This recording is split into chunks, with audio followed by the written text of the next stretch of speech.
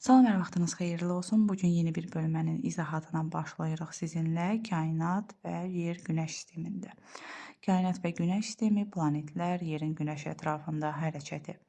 Sual 1. Günəşin zenitdə müşahidə edildiyi yarımadalar. Bildiyimiz kimi günəş şimal tropiki ilə cənub tropiki arasındakı ərazilərdə ancaq zenitdə olur. Yəni şimal tropikindən yuxarıda yerləşən ərazilərdə və həmçinin cənub tropikindən aşağıda yerləşən ərazilərdə günəş zenitdə olmur. Buna görə də tropiklər arasında olan əraziləri götürməliyik. Yəni şimal tropikindən yuxarıda yerləşən əraziləri götürməyəcəyik, həmçinin cənub tropikindən aşağıda yerləşən əraziləri götürməyəcəyik. İndi gəlin baxaq A variantı. Malakka, Somali. Bəli, hər iki yarımada da günəş zenitdə olur. Doğru cavabımız A variantıdır. Amma gəlin digər variantlara da baxaq. B variantı. Somali. Bəli, Somali yarımadasında günəş zenitdə olur. Labrador. Labrador bildiyimiz kimi Şimali Amerikada yerləşir. Yəni şimal tropikindən daha yuxarıda olduğu üçün bu ərazidə günəş zenitdə olmur. B səhvdir. C. Hindistan. Bəli, Hindistanda günəş zenitdə olur. Lakin Skandinaviya bildiyimiz kimi Avropanın şimalında yerləşən yarımadadır. Burada günəş zenitdə olmur. D. Malakka. Malakkada bəli, günəş zenitdə olur, lakin Taymır da yenə Avrasiyanın şimalında yerləşən yarımadadır. Burada da günəş zenitdə olmur. E. Ərəbistan. Ərəbistanda bəli, günəş zenitdə olur, lakin Kola da yenə Avrasiyanın şimalında yerləşən yarımada olduğu üçün bu ərazidə də günəş zenitdə olmur. Deməli, birin doğru cavabı A variantıdır. Sual 2. 3 işıqlanma qurşağında yerləşən materiklər. Gəlin baxaq. 2. Deməli A variantı. Antarktida. Antarktida 3 işıqlanma qurşağında yerləşmir. Avstraliya. Avstraliya 2 işıqlanma qurşağında yerləşir. Deməli A variantı səhvdir.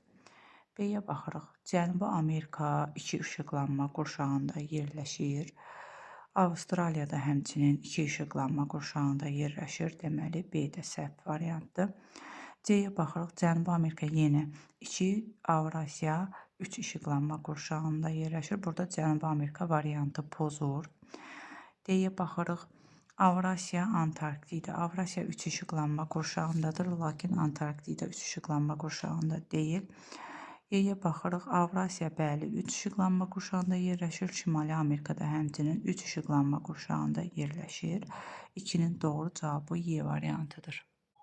Sual 3. Tropik xəttlərini digər paralellərdən fərqləndirən xüsusiyyət. Bildiyimiz kimi tropiklərdə günəş ildə bir dəfə zenitdə olur.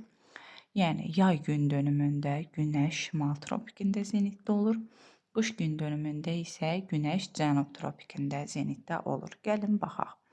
Onların üzərində hər fəsildə bir dəfə günəş zenitdə olur ifadəsi yanlışdır. B. Onların üzərində ildə 2 dəfə günəş zenitdə olur. Yanlışdır.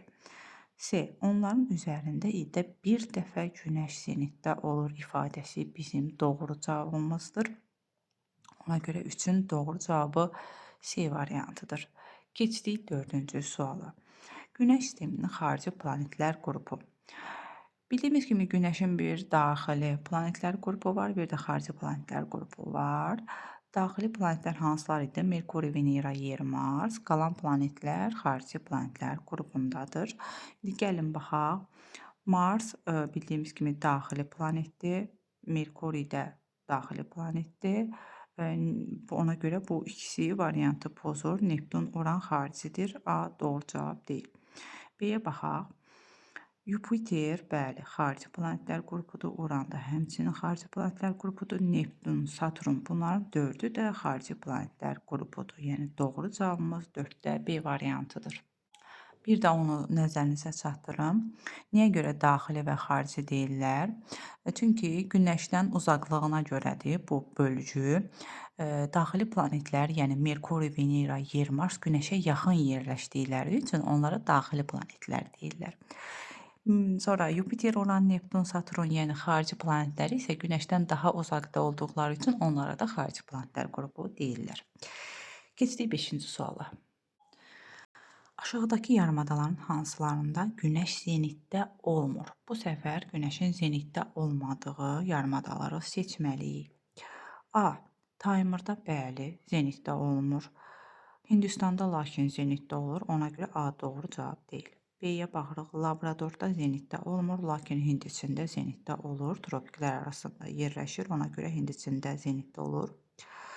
C. Skandinaviya, bəli, Avropanın şimalındadır, günəş zenitdə olmur. Kamçatka Avrasiyanın şərqindədir, günəş zenitdə olmur. Yəni bizim doğru cavabımız C variantıdır. Keçdik 6-cı suala. 6-cı sual kifayət qədər asan sualdır.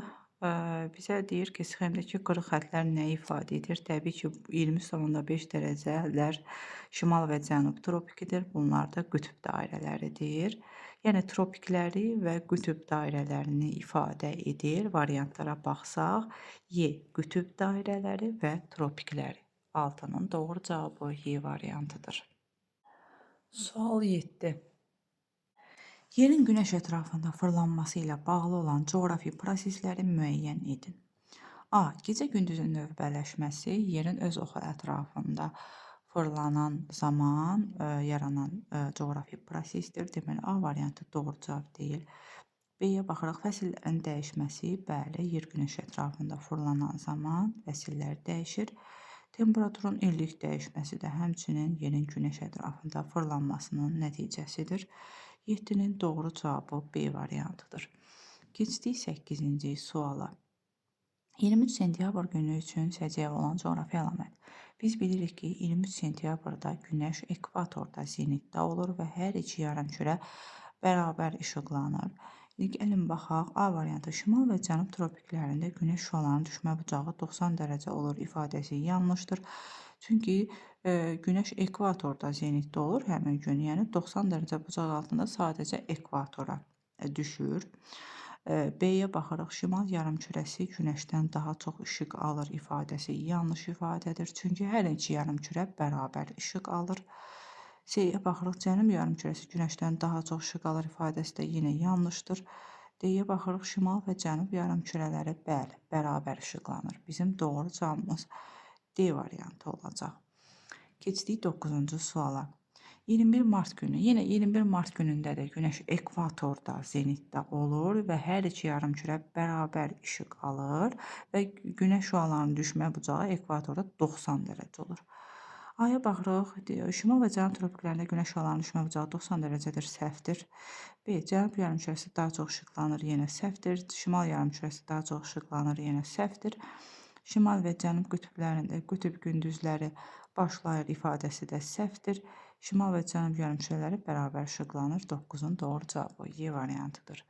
Keçdik 10-cu suala. Yerin hansı işıqlanma qurşaqları var? Deməli, işıqlanma qurşaqları 1 tropik, 2 mülayim və 2 qütbdür. Yəni, baxsaq variantlara Y variantı doğru cavabdır. Tropik, mülayim, yəni şimal mülayim və cənub mülayim, qütb, şimal qütb və cənub qütb. Yəni onun doğru cavabı Y variantıdır. Sual 11. Günorta vaxtı günəş il ərzində bir dəfə zenitdə olduğu paralellər. Bayaq onu dedik, şimal tropikində və cənub tropikində günəş ildə bir dəfə zenitdə olur. Yəni bu hansı en dairələrdir? 23,5 dərəcə şimal en dairəsi və 23,5 dərəcə cənub en dairəsi. Yəni 11-in doğru cavabı D variantıdır. Keçdik 12-ci suala. Sxemdəki məntəqələrin hansılarının üzərində günəş ildə 2 dəfə zenitdə olur? Günəşin ildə 2 dəfə zenitdə olması üçün həmin məntəqələrin şimal tropiki ilə cənub tropiki arasında yerləşməsi lazımdır. Gəlin indi baxaq görək həmin məntəqələr hansılardır. A-ya baxırıq, A 30 dərəcəlik enlikdən yuxarıda yerləşir. Yəni A-da heç ümumiyyətlə günəş zenitdə olmur. Deməli biz A-nı götürməyəcəyik. B şimal tropikidir bu 23,5 deməli burada bir dəfə zenitdə olur. Çünki bayaq da dedik şimal tropikində günəş ildə bir dəfə zenitdə olur. D 20 dərəcəlik şimal endarisidir. Bəli. Burada ildə 2 dəfə günəş zenitdə olur. D-ni götürəcəyik. C də ekvator üzərində yerləşir və ildə 2 dəfə günəşin zenitdə olduğu məntəqədədir və bunlar hansılardır? Deməli, payız gündönümü, bir də yazda və payızda, yəni 21 martda və 23 sentyabrda Günəş ekvatorda zenitdə olur. İldə 2 dəfə seyini götürəcək. M10 dərəcə cənub enliyindədir. Yenə M-də də Günəş ildə 2 dəfə zenitdə olur. H cənub tropiki də ildə 1 dəfə zenitdə olur. Deməli D, C, M variantlara baxırıq. A variantı doğru cavabdır 12-nin cavabında. Sual 13. İl boyu günəş şüalarının düşmə bucağının günorta vaxtı 66,5 dərəcədən kiçik olmadığı coğrafi enlik bu ekvatordur. Çünki günəş şimal tropikində yay gündönümündə zenitdə olarkən ekvatora 66,5 dərəcə bucaq altında düşür günəş şüaları. Həmçinin cənub tropikində də zenitdə olarkən 66,5 dərəcədən 66,5 dərəcə bucaq altında düşür. Yəni bundan kiçik olmur heç vaxt ekvatorda. Ona görə biz onun üçün doğru cavabını Y variantı götürürük. 0 dərəcəlik enlik və ya ekvator. Sual 14. İl boyu günəş şüalarının düşmə bucağının 23,5 dərəcədən böyük olmadığı coğrafi enlik bu təbii ki qütblərdir. Yəni həm 90 dərəcə şimal qütbü, həm də 90 dərəcə cənub qütbündə günəş şüalarının düşmə bucağı 23,5 dərəcədən böyük olmur. Maksimum düşmə bucağı 23,5 dərəcədir. Ona görə biz variantlara baxırıq. 14-ün doğru cavabı A variantıdır. Sual 15. Bakı şəhəri 50 dərəcə şərq uzunluğu və 40 dərəcə cənub en dairəsində yerləşsəydi, aşağıdakılardan hansı müşahidə olunardı? Biz bilirik ki, Bakı 40 dərəcə şimal enliyində yerləşir və bu əksinə olsaydı, yəni 40 dərəcə cənub enliyində yerləşsəydi, fəsillərdə əksinə olacaq. Çünki bizdə yay olanda cənub yarımkürəsində qış olur. Cənub yarımkürəsində yay olanda bizdə qış olur. Yəni fəsillər əksinə olacaqdı. İndi buna baxaq görək, ən soyuq günlər yanvar ayında olardı. Xeyr, əksinə ən isti günlər yanvar ayında olardı. B-yə baxırıq. Ən uzun gündüz 22 dekabrda müşahidə olunardı. Bəli, bu fikir doğru olacaqdı. Çünki həmin vaxtı yəni günəş 22 dekabrda cənub tropikində zenitdə olur. Buna görə də 40 dərəcəlik cənub enliyində hansı fəsil olacaqdı? Təbii ki, olacaqdı yay fəsli. Yəni şimalda qış fəsli olanda, cənubda yay fəsli olduğu üçün və həmin məntəqədə də ən uzun gündüz müşahidə olunacaqdı. Yəni Bakı orada 40 dərəcə cənub enliyində yerləşsəydi. 15-in doğru cavabı B variantıdır.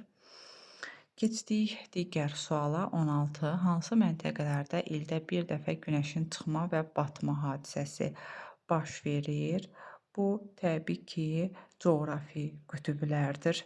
Həmin ərazilərdə, yəni qütblərdə ildə bir dəfə günəşin çıxma və batma hadisəsi baş verir. Sual 17. Ayda sutkalıq temperatur amplitudunun 300 dərəcə Selsiyə qədər olmasının səbəbi, bunun bir dənə səbəbi var, o da ayın ətrafında bildiyimiz kimi sıx atmosfer təbəqəsi yoxdur və bu təbəqənin olmaması nəticəsində sutkalıq temperatur amplitudu 300 dərəcə Selsiyə qədər qalxır. Yəni baxırsaq cavablara B variantı doğru cavab olacaq. Ayın ətrafında sıx atmosfer təbəqəsinin olmaması. Keçdik 18-ci suala. Ərazinin daha çox istilik alması üçün günəş şüalarının hansı bucaq altında düşməlidir? Bu çox asan sualdır. Təbii ki, daha böyük bucaq altında düşən zaman daha çox istilik almış olacaq. Ona görə baxırıq bu bucaqlardan hansılar ən böyükdürsə, təbii ki, onu götürəcəyik. Yəni 5, 6, 7, 60 dərəcə, 82 dərəcə, 75 dərəcə. Günəş şüalarının düşmə bucağı böyüdükcə istilik də təbii ki, artır. 18-in doğru cavabı A variantıdır. Keçdik 19-a. Bu səfər əksinə deyir. Ərazinin daha istilik alması üçün günəş şüaları hansı bucaq altında düşməlidir? Deməli, daha kiçik bucaq altında düşməlidir. Ona görə verilən bucaqlar arasında ən kiçik bucaqları biz götürürük. 30, 38 və 42 həmin ərazilərdə, yəni günəş istiliyi daha az olacaq həmin bucaqlara. Deməli, baxırıq 19-un doğru cavabı B variantıdır. Sual 20 bu videonun axırıncı sualıdır. Londondan hansı istiqamətdə yerləşən məntəqələrdə günəş zenitdə ola bilməz? Təbii ki, şimal və şimal-şərq olacaq. Baxaq variantlara. D variantı doğru cavabdır. Həmin ərazilərdə günəş zenitdə olmur. Bildiyimiz kimi bayaqda dedik, günəş şimal tropiki ilə cənub tropiki arasında yerləşən ərazilərdə ancaq zenitdə olur. 20-nin doğru cavabı D variantıdır. Bugünlük bu qədər. Kanalımıza abunə olub, videolarımızı bəyənib paylaşmağı unutmayın. Hər birinizə uğurlar. Gələn videolarda görüşmək üzrə. Sağ olun.